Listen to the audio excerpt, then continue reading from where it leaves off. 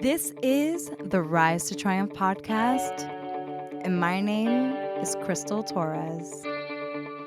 I am on a mission to discover the key components of success of today's top TV and film industry professionals.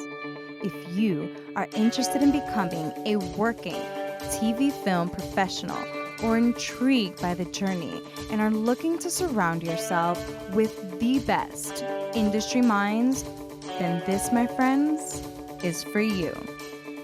Each week, we will have a chance to listen in on conversations that I have with top industry professionals and explore the behind the scenes of what it truly takes to rise to triumph.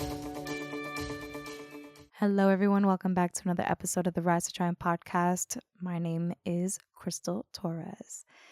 Today, we're going to be speaking with David Castaneda. But first, if you missed our last episode, we spoke with Catherine Castro all about social media, all about branding, all about bringing your authentic self to your platform so that then you can reach your audience authentically and grow that fan base.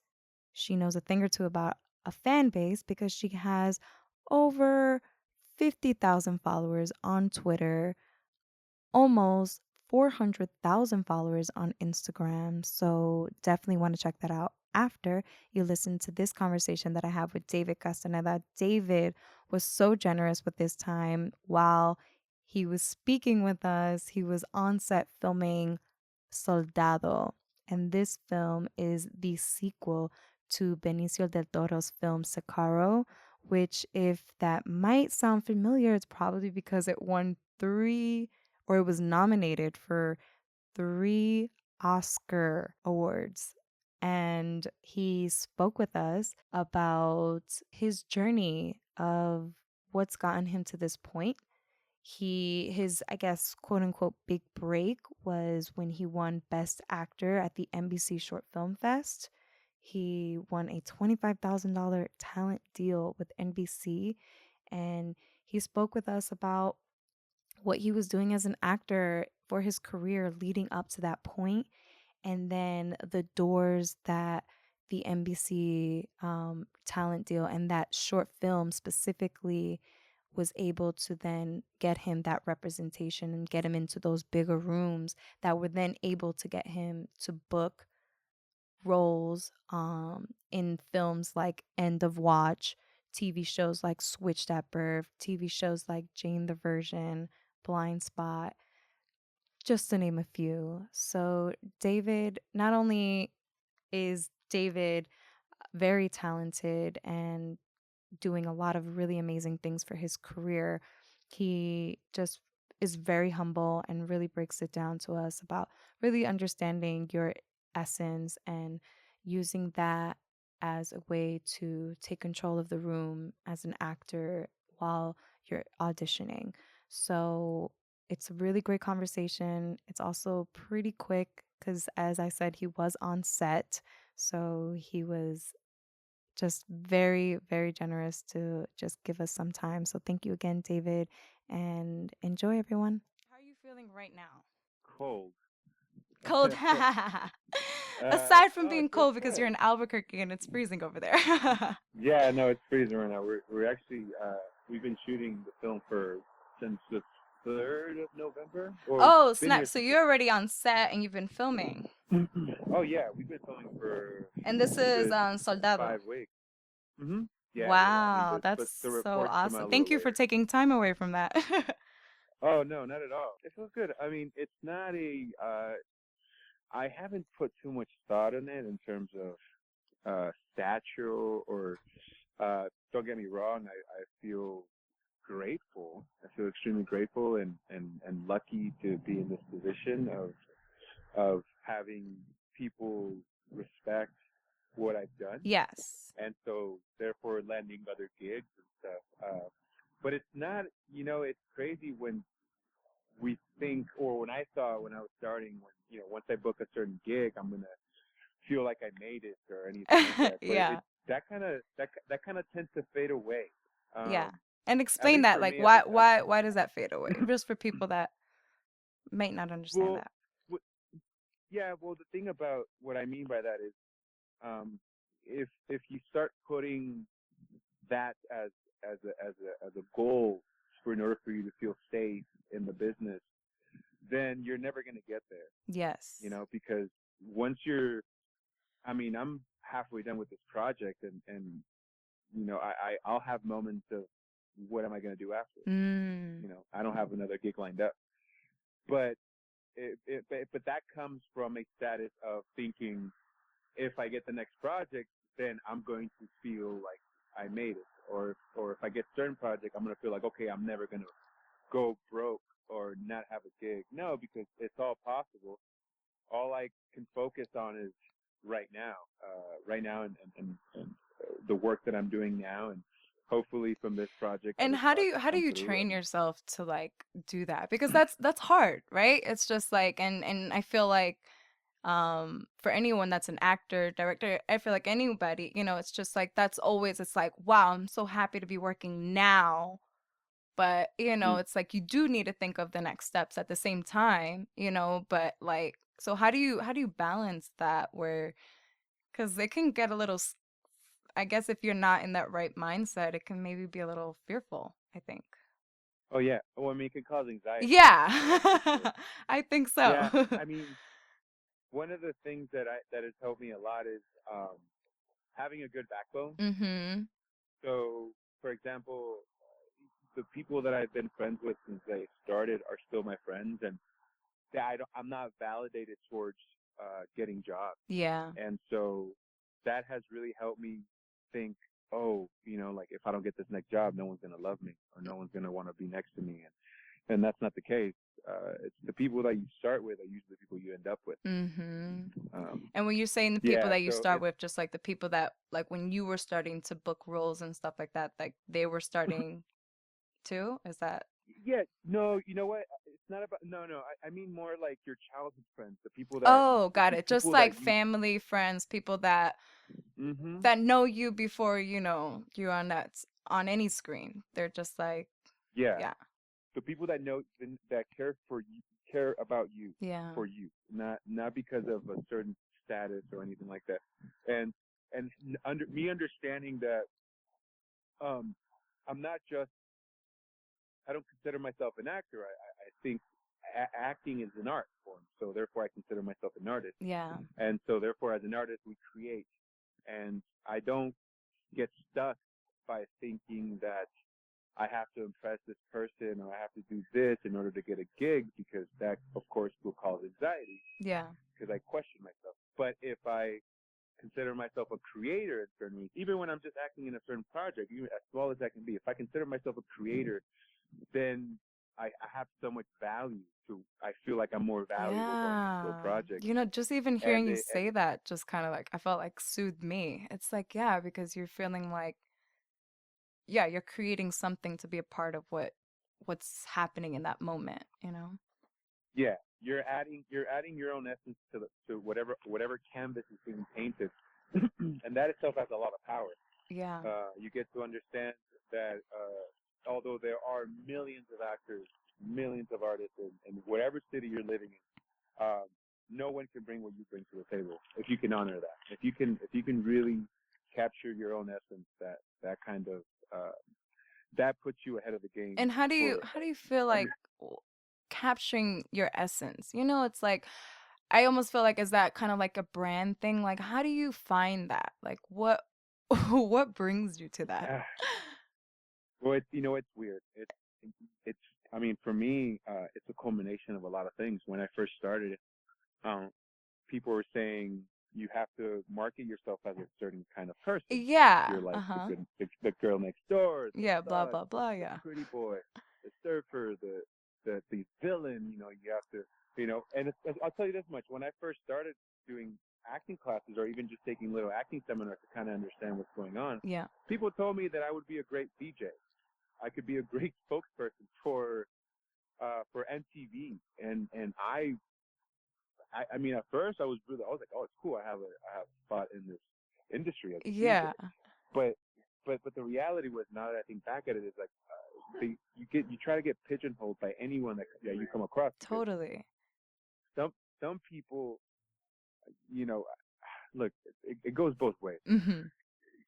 Some people that are really good at marketing themselves understand that there is a pigeonhole and you can attack it and you can get cracked through it. Yeah. On my end, I fought very much against it.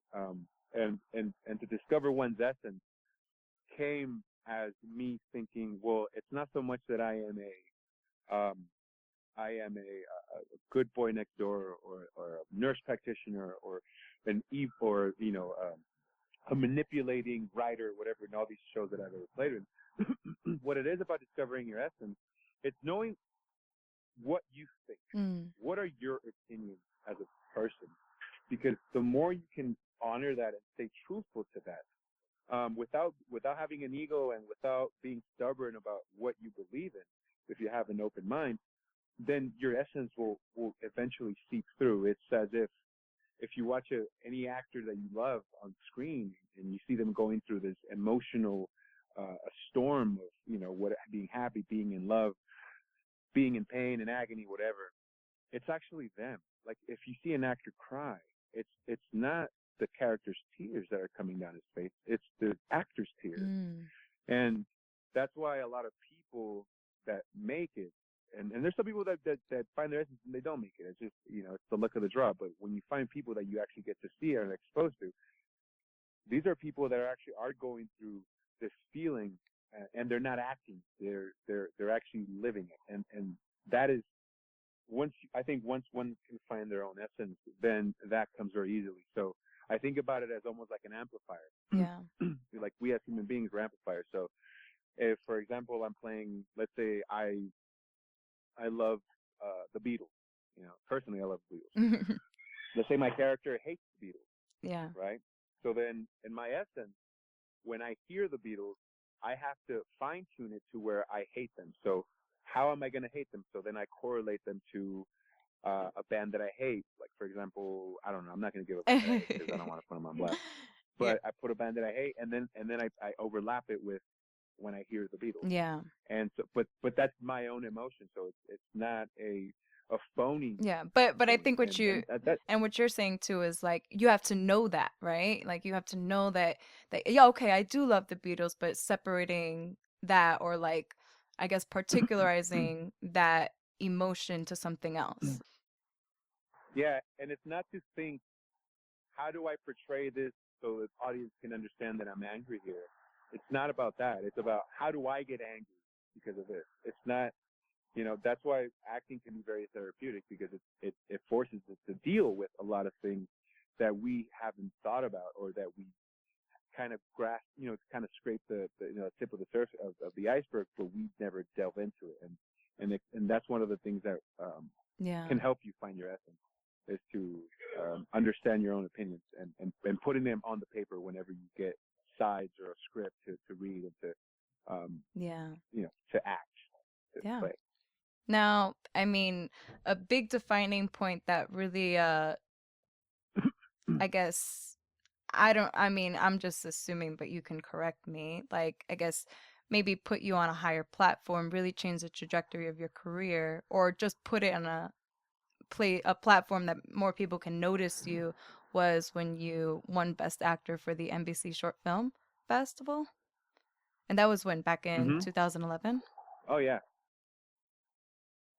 Yeah, I think it was 2012. I won the award on my 23rd birthday. That's a good birthday. So, yeah, that was 2012. Oh, it was great. It was the exact same day where I was there at the podium on the day of my birthday.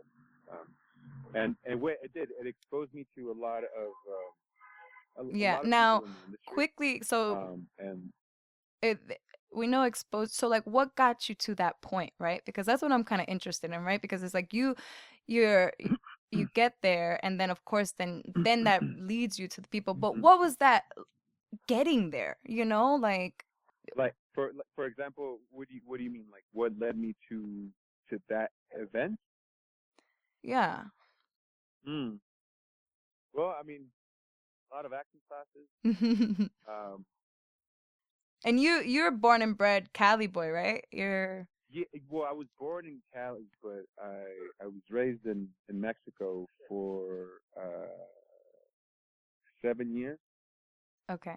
7 years, and I came back here for high school in California. I came back to California, so kind of. I Okay. mean, I'm a It's like mix half and of half. Yeah. yeah, half and half. So um, that's kind of what it leads up to. So Mexican American. I'm your typical Mexican American. Uh, Hey, no shame in hmm that. That's No, not at all. I mean, I have yeah. extreme. I got pride in that. And Yeah. one thing going back to your question, a lot of acting classes didn't hurt. Um, and just auditioning. I mean, I auditioned for a lot of stuff at that point, but like nothing big. To be honest with you, I was doing like a lot of auditioning for student films that I would get or wouldn't get, short films that I would get, but I never saw the footage of. Like they never even got done.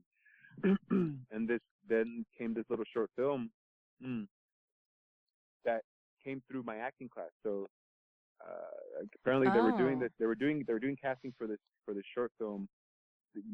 Relatively unknown filmmakers. And when I mean relative, I mean he was known, but he was known because he was the one that pretty much put Chris Colfer on the map, the kid from Glee. Oh, okay. Yeah, I did a Mhm. short with him before called Russell Fish and the Egg, and Okay. so they were trying to find this Latino role, the role of Pedro Gonzalez, and they couldn't find him. And a friend, a friend of a friend, was in my acting class, and he recommended me to the casting director. Say, hey, you got to meet this kid. He's really good. Wow. I think I was like 19 at that point, and he's like, I think you could play this character that you want. Yeah. And so I went in, read for the director a few times, and got the role, and we rehearsed for almost a month before we even got to shoot anything. Yeah. And I didn't think anything of it. You never know Of what course, project yeah. you never know what project is going to be able to be a great one and put you in a position like that. But it went through it did a festival run and somehow got into the NBC Universal thing, and then it goes through rounds. So you become an entry for the NBC Universal, you become a semifinalist, and then you become a finalist. And then the day of the day of the actual event with the ceremony, um, I got presented with the best actor. It changed everything because I was able to quit my job because they gave me a What were 1 year. you working at the time? I was a busser. I was a busser Oh, out of really? I wasn't even able to get promoted to waiter. I was a Oh busser. no. hmm Buster, you get like the chump change of like the tips. Yeah, and you get such a great appreciation of everyone that worked there because honestly, being there really motivated me to know that like other people they have to work really hard for what they want, and I Of try to put course. that into my craft of what I want to do, which is telling stories. Yeah. So Yeah. I mean, it was a big thing, but at that moment it felt big. I was like, oh wow, that was probably the only moment where I saw that I had made it, but I didn't. You're It was, like everything's flying colors from here. I'm good. but that's not the case because No. No. there's always going to be people working harder than you, and you just have to hope that you can do as So much what as was you that can. moment, right? So then like you get the film festival and then at the same time or you had signed with a really like, one of the top managers Yeah, um in I, LA, right? And it was through that short film that they had saw you, right? yeah. So my reps at that point, uh, one had retired. The other one had quit. Had quit the. I mean, one had retired. The other one got married, so she moved. So both of them pretty much said like, "Hey, like, you know, we're not gonna. You don't have representation anymore, pretty much." So then, through luck and meeting people, like, they got a hold of what I did in that dog, and they really believed in me. Yeah. They really tried to uh, develop certain ways because I was still a work in progress. I mean, what I understood was once you get the set, that's the fun part, because Yes. your hope I mean the hope is that by then you've done all the work. You've Yeah. done all the work, so you're going into play. So auditioning in certain ways is you're still going through the work. So that's why auditioning for people can be really hard because Mhm. you don't know what they're looking for. All you can do is hope that you come in and you give what you can at that moment. And if they like it, then good. If they don't, then I mean you can't really beat yourself for it as long as Yeah. you What are some tips about auditioning since you've been in a lot of rooms? well, you hear the normal ones like don't shake their hands and Yeah. yeah, pretty much. I mean, that's the only one I heard. To be honest with you. Yeah, but But like things that you've, I guess, done that you feel like made you stood out. um, be in the moment, be in the moment, Yeah. because sometimes what happens is we tend to overwork certain choices in the room, and okay, I'm going to do this, and I'm going to do that, and I'm going to do this. But when you get Yeah. into the room, it's a Trying whole to like different. carve every beat out. Yeah. Yeah, like I'm gonna act like this, and I'm gonna give him this there. I'm gonna turn around here. I'm gonna do Yeah. this, and that's something that you have to throw it away. You can work it as much Yeah. as you want, but you have to be okay with those choices not being in the room. You have to be okay with that, Mm. and that's one of the things that stood out, because once you're okay with it, then you can live in the moment, and Yeah. something better might come out of it. You never know. And also another thing is when you audition, and let's say you drop a line or you mess up, midway through the Yeah. scene, and you want to start over, you can. A lot of people think that they just push through, and so, at some points you do. I've had that where when you drop a line and you keep going because you just have a feeling something really good is going to come out of it, and something does. Yeah. It's almost natural. But when you are about to restart a scene, let's say you stop midway through a scene, you don't Hmm. ask if you can start over a scene. You tell them Yeah. that you're going to start over. You don't ask. Yeah. So, for example, ask me, ask me, can I start over again? Ask, Do you mind if I just start this scene over no, again? no. Oh. Okay. Now tell me you're going to start over. I'm gonna start this scene again. Okay. See how different that is? And then just Yeah. yeah, because you're in Yeah. command. And I've heard that too. It's like take control of the Yeah. room. I mean, obviously you don't want to be like all bossy, like I'm about to do I don't know, maybe it works for some people. But yeah, I get what you're Yeah. saying, just You like have to be able to take care of yourself in the room, because in the room is when you have the power. Some people like, now did you build on that confidence? Like were there times where you were just like, "Oh crap, how did oh, I even make it through that?" oh Or- yeah, of course, all the time. I mean, sometimes you can go into an audition, you think like, what the hell did I just do? And next thing you know, you get a call and they're like, hey, they want to see you again. Or sometimes you think you did a great job, and you think you're the top choice or something, and then you get a call and they're like, hey, they don't really see you for this role. They don't think you're right for it. yeah. So it's the luck of the draw in that aspect.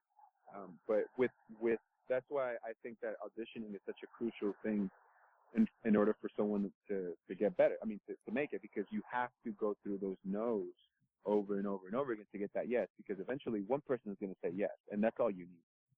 You need one person to say yes, and Mhm. that itself will give you will give you some cachet for other people to bring you in for their projects. Because once they hear like, oh, he's doing so and so project, oh wow, okay, like bring him in, I want to see him. And so Yeah, because it's giving you validation now. yeah, it's through eyes of others. It's giving you, because if you think about it, you're going to these productions. Hopefully, eventually, you get start. You start off with co-stars of course, one or two liners, then you go to guest stars and recurrings and all these things. But even when you go to a recurring or even a co-star, whatever it is, you got to understand that there's millions of dollars being put for this production. And the Yeah. last thing they want It's a is, the business. last thing they want to do is hire someone that doesn't know how to do it, or they don't think that they say, oh, you've been doing this for a year.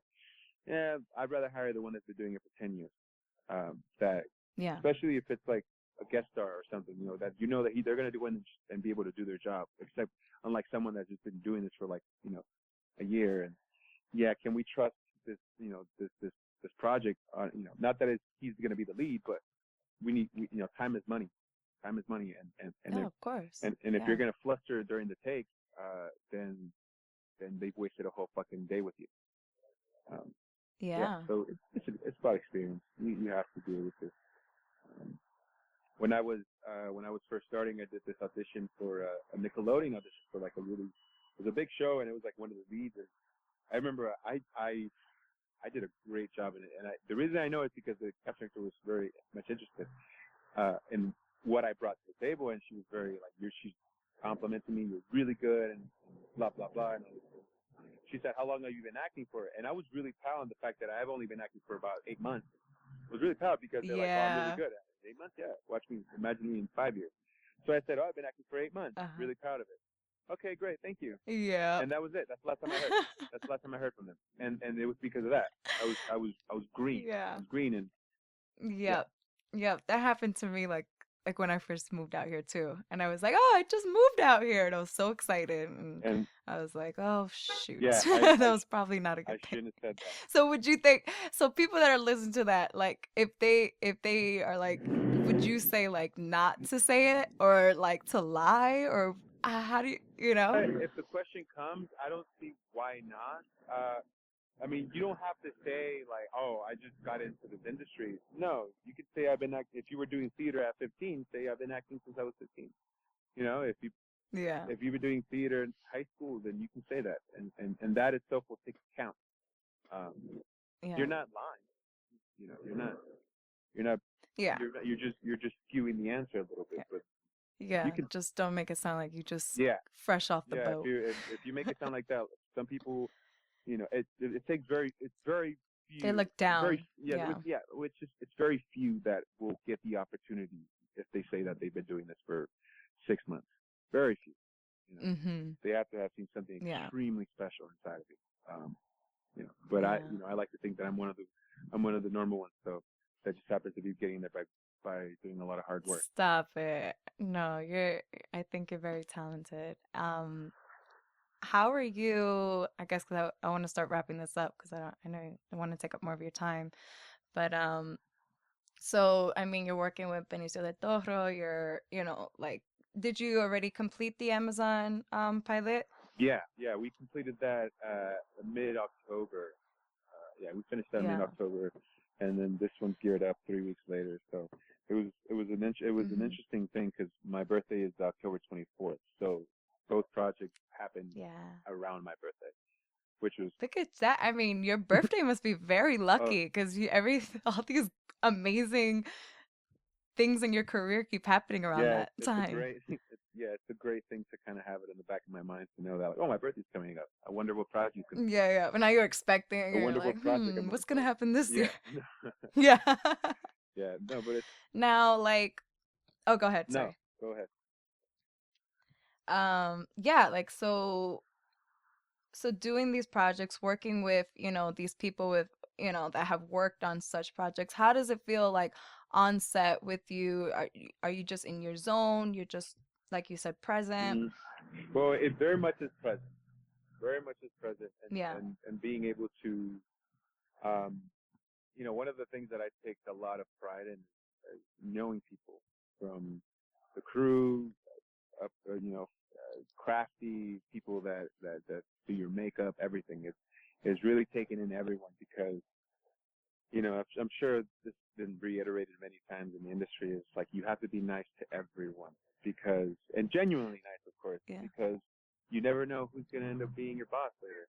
You never know, and so, Yeah. but also it is about very much protecting your space and knowing how to protect your energy before you're about to do a scene, because sometimes Mm. when you put too much pressure on being liked by everyone, then it could be very much a determining factor if you do a good job or not. And you don't want. Yeah. And how do you personally take care of yourself?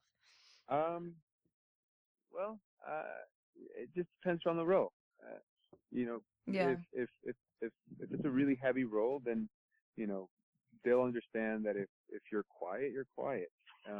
If your character happens to be more on the lighter side, then you can joke around. I mean, I can joke around and have fun with people on set. But Yeah. there are moments that you just have, and that's the point when it comes to understanding your essence is knowing what works for you and what doesn't. So Yeah. if you feel like you can work under caffeine, if you're drinking coffee, then do it. If you know that coffee is going to give Yeah. you jitters and it's going to put you in this mental state of giving you anxiety, then don't do it. I mean, it's all about knowing yourself on that aspect and not being, And being comfortable with of that, course, being. like that's how I am and that's And okay. and one of the biggest things that I think a lot of people are very afraid is getting direction, and that's something that you have to take pride in. Mm. Is being able to. Yeah, how are you like communicating with, like you said, like you're in a meeting with the directors and some of the executive producers. How is that, like Well, well, I mean, just be yourself. That's one. You have to Yeah. be yourself. Don't Yeah. you because if you start thinking about the next project that these people are working on and that they might be able to give you, then you're not doing your job. Yeah. Yeah, your job is And you this don't story. feel as much of a yeah, you don't feel as much of like a collaborator, right? Because you're like, oh, I hope they hire me again. Yeah, exactly. But if you know that you're hired for this, even if you just approach it as, okay, this is the project that I'm being hired on. I don't care about anything else that's coming down the wire. Then you can Yeah. it's an instinct where you'll just do a better job, because you won't be focused on Mm-hmm. trying to impress. Hopefully, no, you're trying to serve the story. And if you have a Yeah. choice and the director comes to you and says, hey, I don't think that choice works, and you should do this instead. That's Yeah. not a knock on your acting skills. That's not a knock on a person. Or that doesn't mean you're a bad person. Doesn't mean you're stuck as an artist. What it is someone literally, because you're a color. You're a color, and they're painting you on the canvas, and they're saying, you know what, add a little bit more of magenta on this, or add a little bit more of this. So Mm-hmm. they're helping you to service the story better. They're not criticizing you, saying that what you're doing is sucks. Because once you understand that, then you can do bold choices. Then you can actually Yeah. discover in the moment and have that freedom to think, okay, I'm gonna bring this to the table, and if he doesn't like it, that's fine. Because if we start thinking like, oh my God, he's gonna criticize me and he's gonna tell me to do this and this, then you're gonna play it safe every single time. Yeah. And by all means, you're not you're not doing your job. Your job Yeah. is to cause a stir, in the most healthiest way, Mm-hmm. in the most healthiest way, to make the director notice something that maybe he didn't see before, and you're like, oh. And if of course maybe sometimes the director has a clear vision of what it is, and he's like, just do this. Great, do it. Yep. Um, Just do yeah, that. yeah. It's that it's understanding that they're trying to help, and It's just communication, like any relationship, of right? course, yeah, you gotta have that open Yeah. communication and not be afraid to fail. Yeah. And I guess to sum this all, like where I know that you've talked a lot about not wanting, just trying to stay present, but like is there an ultimate place where you feel like this is where I want to, that I would see myself being fulfilled completely or where you would like your career trajectory to take Mm. you? Well, it's always nice to be recognized by peers as doing a good job. I mean, that's just Yeah. obvious. But to be honest with you, I already feel fulfilled. I already feel fulfilled That's good. with what I'm doing, and as long as I can continue feeling this way, then I think projects will just come. And the projects that I think that Mm, most are attractive to me are the ones that are very personal to me. Stories that I want to tell that are relevant to what's going on in society. I think that's a very important thing because yeah. you know, um, it's going to come at a certain point where maybe not for me, but for other people and stuff, where you get to a point where your voice and your name is going to be heard all over the world. Um, Yeah. and then you can start making a change. Then you can start having these conversations about certain things that are going on in the world, and hopefully start making a movement. Uh, Yeah. and for me, at this point, it's because I don't have that voice, and I don't look. I don't mind it because I know that through story, through movies, and through the art of through this art, that can be made without me saying a damn word. Like for Yeah. example, social media or anything like that. I don't need to say anything because at this point I'm just a person. Now once it changes, then that'll be different. But until then, it's all gonna be about the stories that I'm trying to tell. That I think, well, Mhm. hopefully, if it does, that'd be awesome, make a difference. But yeah, Yeah. You will. Just say it. You're gonna make you are making a difference, and that's it. yeah, yeah, Yeah. that's it. And I mean, I'm just in awe. Like honestly, I just want to know like where you get such grounded calmness, and I guess that's just come with just time and experience. And yeah, I just feel like you just talking to you, just like I feel so much more calm. Like, and you're on a movie set right now. You're working, you're doing, like big projects and, that I guess if you think of it like in a different way, but it seems like you have like a really good perspective of where you are and who you are in your essence. And I just like so grateful that you could spare a few moments with me. Oh no, any time, Crystal. I think, I mean, you might have got me in the right place because, there is times when one is insecure. There is times it's going to come, and it's not, for anyone that's listening, it's not so much, don't punish yourself for feeling insecure. That's part of the game. That's Because good. sometimes we end up Yeah. thinking, we hear certain and by actor I mean girl, men and women, or a certain Yes. filmmaker or artist, and we hear their essence and their presence and what they're doing, and we think we want to be like them, we want to be like them, and then because Yeah. we don't feel like we are, we punish ourselves. We think that person is so calm or that person is so talented. Why am I not so talented? And then we start punishing ourselves for it, and that's not healthy. That's Hmm. not that's not. I don't think an artist should. An artist should never try to imitate. You can steal. You can steal things from people. From people. You see a certain art painting that motivates you. Steal that emotion and put it into your work, but don't imitate. Don't try to Uh, copy what someone else is doing. mm, Steal it and make it your yeah. own. Yeah. Steal it, own it, and make it your own. Exactly. Completely. So yeah, I love it. yeah. No, Yeah. thank you for having me on this session. Really appreciate it. Yeah. Any other last words or Well, I'll leave it with this. Just one little thing, and because I've had this discussion with people before, and a lot of it happens to with social media because people think that if you have a lot of followers, you have a better chance of getting on projects. Part of it is true, but don't get stuck on that. Don't ever get stuck on the social media aspect of trying to promote yourself as an actor because uh, you're better off focusing on the craft and taking acting classes. And that's one thing that I'll just say because I know especially now yeah. uh, with social media we become allured with the fact of being seen. Oh, I know. Yeah, and so and there's so many factors around in our daily lives that can affect us in a negative way. Social media can be one of those. It can. I'm not saying it is, but it can. And don't Yeah. let that be the focus.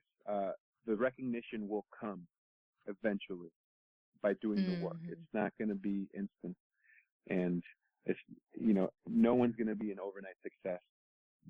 So just keep taking classes, keep auditioning, and you'll get your break.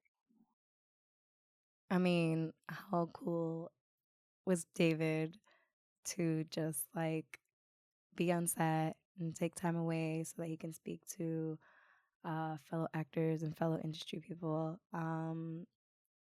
If you want to know more about David, you can follow him on Twitter at David Castaneda J. That's David Castaneda J. And you can also follow him on Instagram at Junior556. So yeah, check him out. Retweet, let him know that you heard from him from the Rise Tribe podcast from Crystal Torres. And I'll see you guys on the next one. Bye.